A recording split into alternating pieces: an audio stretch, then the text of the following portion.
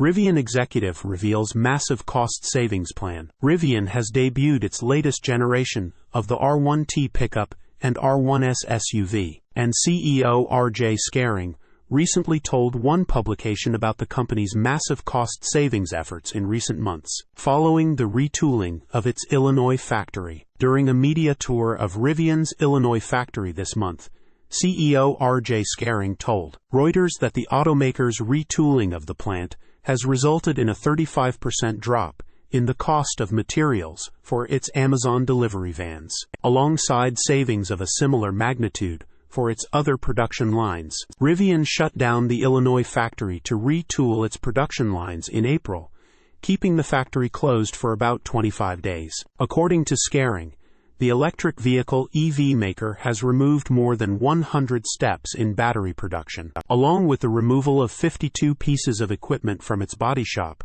and over 500 from the updated R1T and R1S design. Scaringe and others are hoping the culmination of these cost-cutting measures and design simplifications can lead Rivian to profitability, with the CEO adding that the costs to build its EVs have now improved dramatically. We did a similar process of really going through and redesigning a number of components for cost. So we took over 35% of the material cost out of the vans, Scaringe said. Meet the new R1, re-engineered and redesigned for more efficiency and higher performance. What's our favorite thing about the new R1T and R1S? Hard to choose. Rivian has since updated the software, drive units and battery packs used to build its R1 vehicles, with the battery modules now coming in one piece rather than in separate parts that would require assembly. Additionally, the new R1 units have become lighter, partially due to the use of substantially fewer wires.